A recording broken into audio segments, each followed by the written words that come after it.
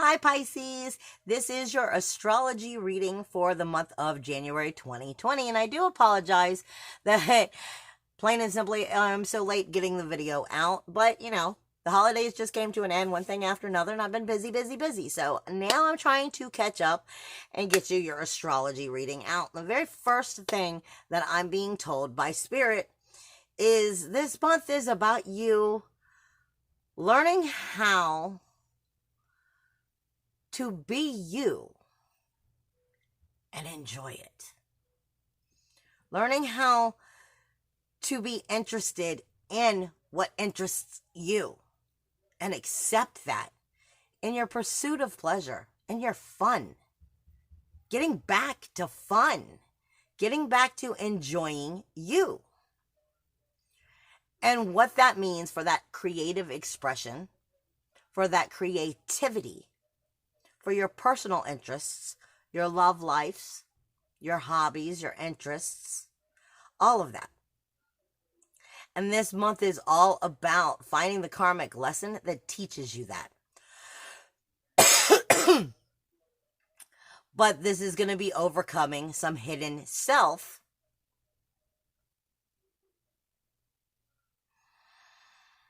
Some hidden self. Trusting in your foundations, as well as financial success, financial ability to actually accommodate those goals and those dreams.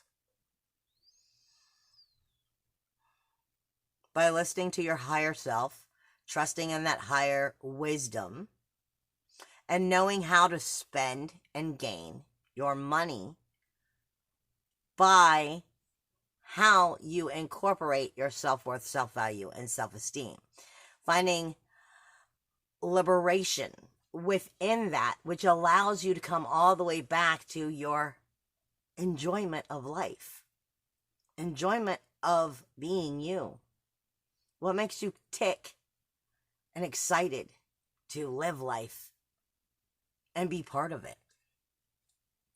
This is going to be definitely strengthening the social foundation with the proper people and self-realization of what that means to you is what I'm getting. But if you're not learning it, where you came from is where you will return, and the cycle will continue. You want to watch out for gossip, because it will hinder your self-realization and your hopes and dreams and ambitions and self-belief is what I'm being given. The gossip may get into your head and create negative self-talk is what I'm getting. And you want to watch out for that and steer away from that, because it'll take away from your inner emotional security, which will then take away from that creative expression, trusting and believing in yourself, and getting right with that enjoyment of life again.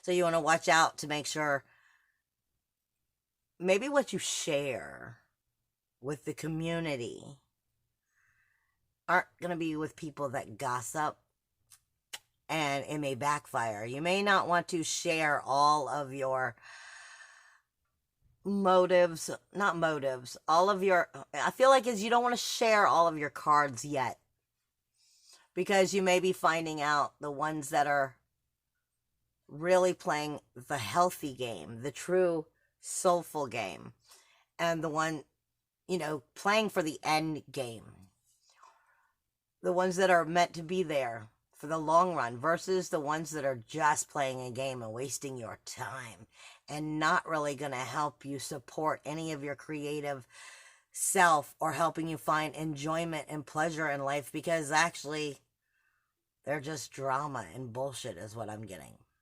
You're getting a level of wisdom here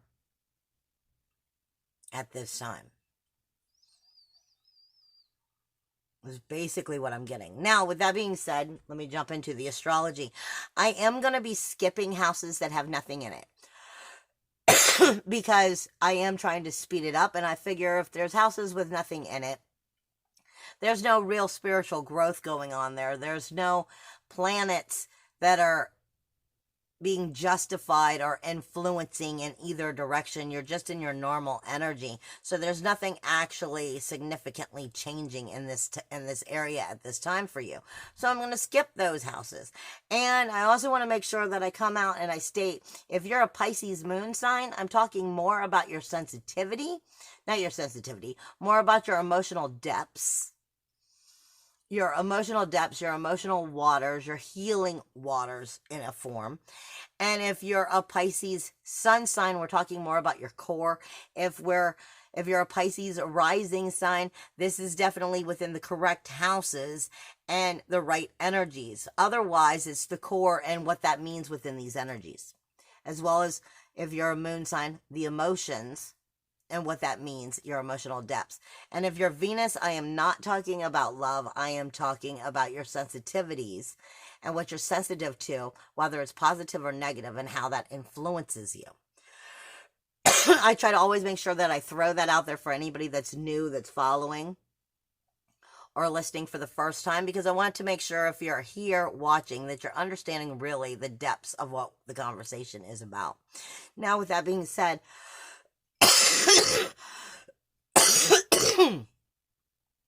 you are having some problems with wanting to communicate that creativity. You're of trusting that creativity. Maybe with who you want to trust in it with. And this is definitely a cleansing time. I'm sorry, Spirit is interrupting again. This is definitely a cleansing time of realizing the right people that, like I said, are there just to be there, but there's really no long-term healthy enjoyment and fun and life and excitement out of it. It's just there to be there. Versus those that are in for the long game and really meant to be part of your life. And you're going to be learning the ones that you should be communicating with and the ones that you should not. And you are going to have problems wanting to communicate. Mostly in trusting in your own creative expression and how you want to create, how you want to communicate that creative expression, as well as the right ones versus the wrong ones, because I'm being choked up, and that means something is making you question what you want to speak. And we're having a lot of Mercury energy going on. I feel very much like Mercury is very much word vomiting at this moment. It's taking no time. It's flying through Capricorn, and it will be out of Capricorn by the 16th, when it will then move into Aquarius, which is just as word vomity. Because, and I say word vomity, but I don't necessarily mean it in a negative way. What I mean is the communication is very quick to spit out. It's one of those where you're like, oh shit, I actually said that. So there's doesn't mean that that's a bad thing, but this is, you're quick to want to throw it out, but yet you're questioning what you want to throw out there. And it's meant to come out. That's why it's coming the way it is. But it's at the same time realizing once those words are out, you can't take them back. So obviously it was meant to come out. Now, Mars already entered through Sagittarius on the 3rd. Like I said, I'm starting late, so I do apologize. But Mars is already in Sagittarius. We have the full moon and the lunar eclipse taking place on the 10th in Cancer. And it's in opposition of Capricorn. Now, the new moon that took place on December 26th was in opposition of this Cancer full moon lunar eclipse. So these two are going back and forth with a questioning conversation, trying to alert you to something that needs to change and shift. However, it will definitely show itself. If it's not showing itself in that lunar eclipse, it will definitely be showing itself as to whether you're starting a new cycle or continuing an old cycle by this new moon on the 24th. Also on the 10th, during this lunar eclipse and full moon, you have Uranus, which is going direct. When we get to where it is, I'll talk about it more. You have Venus that's moving into Pisces on the 13th, Mercury that's moving into Aquarius on the 16th. You have Venus, which is moving into Aquarius on the 10th. I am being told right now by Spirit that some of you are being very stubborn and inflexible about changes that need to be made. You're very stubborn and inflexible and holding on to overwhelmed burdens that are actually going to keep you in the rears is what I'm hearing, keeping you behind if you're not learning how to let that go and not be stubborn or inflexible. This is definitely a meant for self and social foundations, for self-realization is what Spirit is saying. And this is going to be showing itself between these eclipses. I'm sorry they were interrupted, and I just give you what I'm being given. And you may be probably noticing that between the 16th and the 20th, considering as I'm communicating about Mercury moving into Aquarius and the Sun moving into Aquarius, that's between the 16th and the 20th. So something about that stubborn inflexibility is most likely coming through from the 16th through the 20th, and you'll notice that in those time frames. And if you are sticking with that stubborn inflexibility because you're holding on to burdens and overwhelmed energies and not communicating, it's actually going to be holding you back and not keeping you from, it's probably going to be keeping you from moving forward, but they're saying it's going to be in your subconscious. So something that you need to pay attention to and listen to yourself saying or others saying, and let it be known that it's in your subconscious. So when it happens between the 16th and the 20th, that you realize this is that thing that Spirit's talking to you about, at least for whoever all I'm talking about this for. You have the new moon again coming up into the 24th in Capricorn, speaking about everything you've been learning through those eclipses. Ceres is going into Aquarius. It'll be in the cusp for the 30th and the 31st. Now, for your very first house, your self-awareness, your personality, your view, your physical body, your appearance, your view of life, your identification, your very image. This is the core of what people see of you when they first meet you. You have Venus moving in on the 13th, right after this eclipse, bringing sensitivity to your appearance, your personality, your body, your appearance, your view of life, your image, your identification. But Neptune is here helping to allow you to maneuver how you want to create and show yourself. Think of it as a movie. Because this is how I see Neptune a lot. Neptune is magic, and Neptune gives you the ability to create whatever you want or to hold on to nostalgia. So this is the energy to be able to soulfully change your characteristics by trusting in what sensitivity is coming through Venus after the 13th. This is speaking to you of where's this characteristics of your personality, your appearance, your view of life, your awareness, your identification, your image, your core, these things that you're casting out, where are you wanting to change it? Because Venus is going to bring sensitivity to the energy and give you the ability to charm your way through it and show a charming side. But also, Venus can be, where I'm sensitive and I'm uncool with this. And it's speaking to you on those sensitivities and whether it's positive or negative and what you'll do with that. And it's coming closer to Neptune throughout the month. So it's going to be strengthening and trying to help you create that characteristics that you want to be known and seen for by realizing what needs to change and what you need to nurture within that very appearance. You also have Lilith here at the end, very close to the second house, which happens to be for you, Aries. And Chiron is in Aries. This is starting to get into your self-worth, your self-value, self-esteem, liberation for self, as well as possessions and money. This is also speaking to you of, those little movable things that are possessions that make us feel good about ourselves. Our cell phone, our clothing, maybe our glasses, things that make us feel more of us.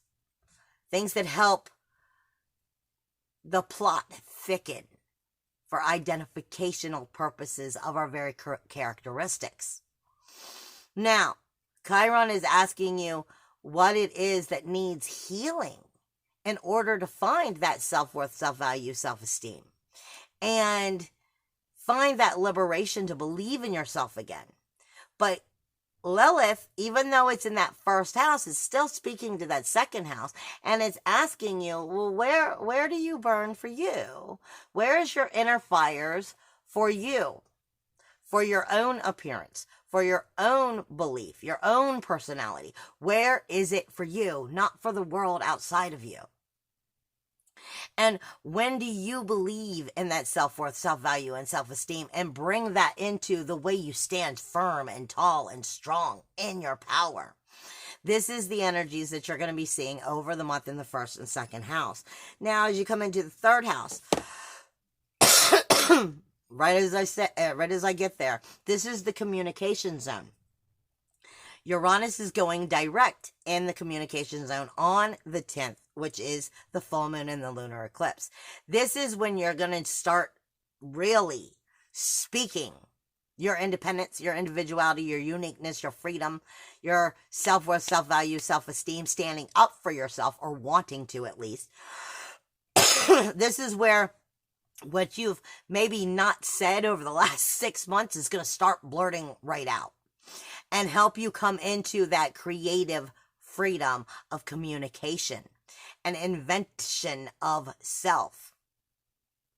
Your independence and how you communicate it through details, through communication, through personal visits, phone calls, emails, and the gossip that is spoken about you. This is where the energies are going to actually start communicating outwardly. So you want to make sure first that communication that you've been understanding or questioning or doubting about your self-worth, self-value, self-esteem, and inventive self, your freedom, your personal freedom for your self-worth, self-value, and self-esteem, where you've been doubting it and you're finally coming into that communication with self. Now you're starting to communicate outwardly and speak it to the world. And this is saying you're bringing it from no longer being an inside conscience communication that might have been beating up on you to now you're going to hear me. And this is how I want you to understand from here on out. And that is pretty much exactly what's supposed to be happening. Because this is where your soul fire is standing as well. Now, there's nothing in your fourth house, but you have more than enough energy going on in the first, second, and third, which is helping you get right with your inner emotional security. Getting right to a new depths of who and what you are. But your sixth house is questioning you to learn. The North Node is always asking us to learn what we need to learn in order to move forward. This is asking you to get right with your daily routines, your daily work, your service, your diet, your health, your hygiene. Yes, but this is also your careers, your jobs, your employees, your everyday mundane task. And your everyday mundane task has so much more energy than what we typically want to believe. We just think that our daily routines are part of our life. We get up, we shower, we go to eat, we go to work, we drive our car, maybe we go jogging or we do some workout at the gym. Maybe you go to the bar, who knows what your routines are. But those routines have people, places, and things of energy that you consume every day. And this energy that you are consuming of these people, places, and things is asking you right now with that North Node is what you need to learn in order to move forward into a happy and healthy life. So are these routines healthy?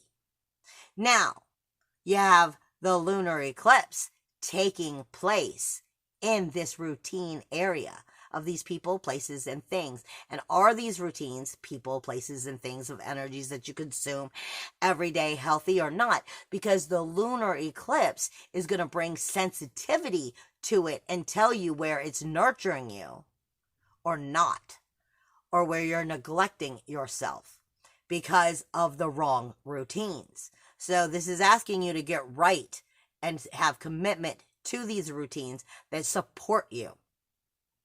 Now, the thing is, it's in opposition of your 11th house. This is saying that the routines may very well have groups, memberships, communities, friends that actually are only out for themselves and not out to be helpful in your life. Like I said, long game.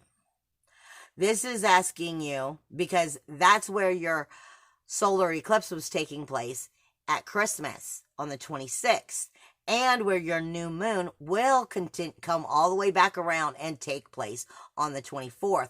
This is asking you, are these communities, these friends, these memberships, these larger groups of people that you are involved with in these routines, your daily routines, your daily health care, your daily working environment, these larger groups, do they support you? Do they support you? Are they actually friends that support you and love you? Or are they just there because they have no fucking choice but to be there? And do they care about you? Because if they care about you, they should be helping you get right with yourself. They should be helping you come into your power, into your self-realization, your goals, your dreams, your ambitions. Trusting in your spiritual urges, trusting in your higher self, trusting in everything that is who and what you are. And if these routines are not supporting you because you have poor investments in groups and communities and friends, then they are not supporting those goals, dreams, and ambitions. And like I said, the 26th was the solar eclipse, bringing attention to that. Now it's bringing attention to the routines, and are they healthy, and what are these people doing here? Do you have healthy routines of these people, places, and things, areas of your mundane daily life that you choose to visit? Is it healthy for you, as well as the people that are involved in that? And then it's going to come right back to that on the new moon, asking you, are you ready to take a new beginning and a new path and a new direction by stepping in that power of claiming that for yourself? Or are you continuing to go down the same road you've always been in? And some of these people are not actually there for you. They're just there because that's where their life threw them. And that's okay for them. Or are you looking at the investment of the long run? Like I said, this is about the long game, is what I feel for you. And having the right people in the long game. Now,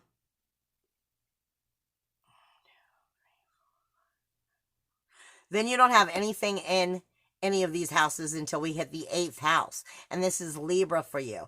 This is, again, speaking about these relationships. And what are the rules of these relationships? What are these rules, walls, boundaries of these relationships fair and balanced?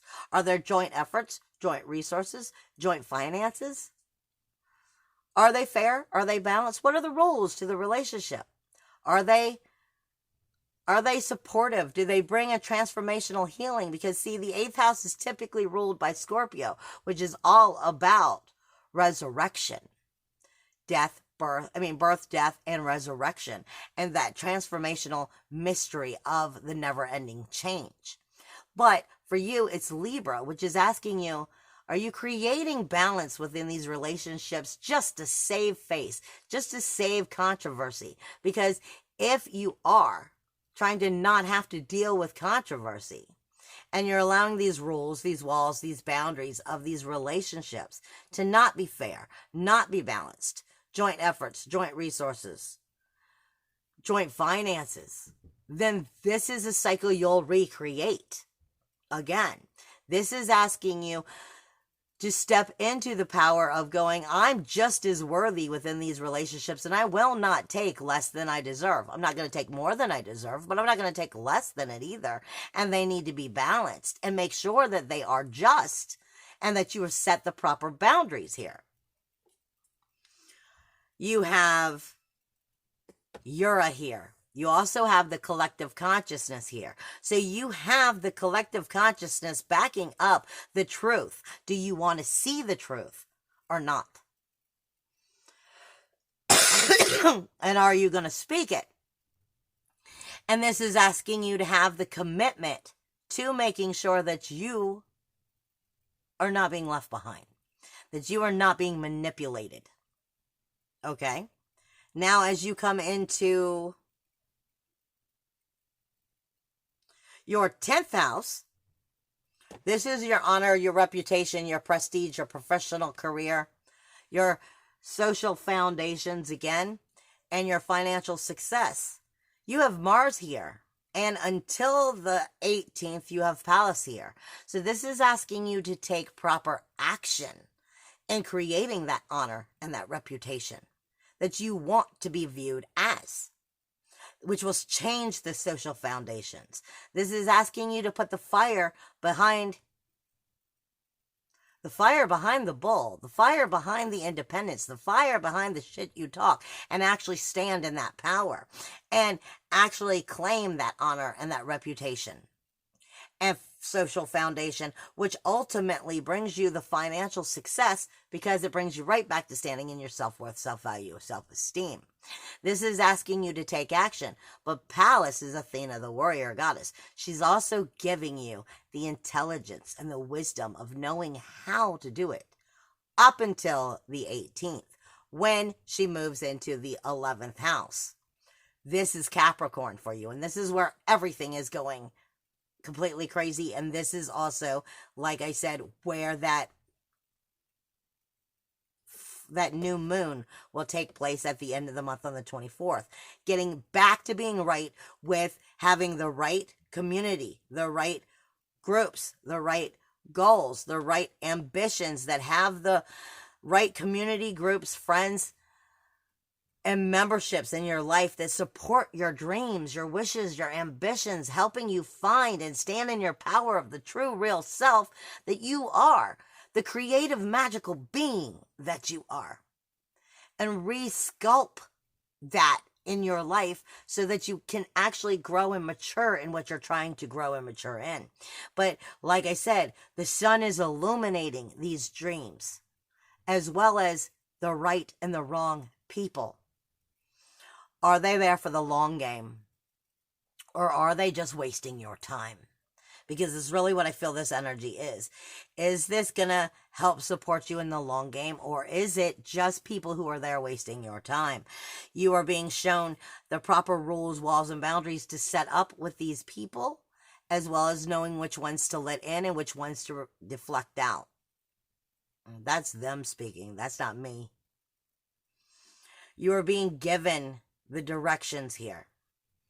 You are being given the proper communication of how and what needs to be communicated, because this is important for you to start getting this right, because after the 16th through the 20th, this is why they said that, because I kept saying that I felt something was being said. You'll notice something from the 16th through the 20th, and will your subconscious take the time to key in that information. From the 16th to the 20th is where Mercury and the sun move into your 12th house, which is your subconscious, your hidden self. This is where you're going to start to feel doubt in your power and want to file that in your skeletons in the closet. And this is what they're saying. Don't file whatever it is that you feel is being shown to you from the 16th through the 20th, because this is your last chance of getting it right before it gets filed in the closet of that 12th house, which is our self-deception, our self-undoing, our mental illnesses, our self-sacrifices that ultimately cause us grief, sorrow, shame, and blame, as our skeletons in the closet that we put away and we hope we never have to deal with. And then long enough time goes by, we've forgot about them, but they've marinated and made new skeletons in the closet, which makes more problems for you to have to heal. They're saying something between the 16th and the 20th is going to bring that attention to you, but don't file that in those skeletons in the closet. Address it. Because like I said, you're playing the long game. And that's really what I feel like I'm supposed to be telling you right now. You're playing the long game. And if you sweep that under the carpet and you allow whatever it is that happens between the 16th through the 20th, it's going to go against you. So make sure that you're standing in your power and don't sweep it under the carpet. I love you guys. Bye.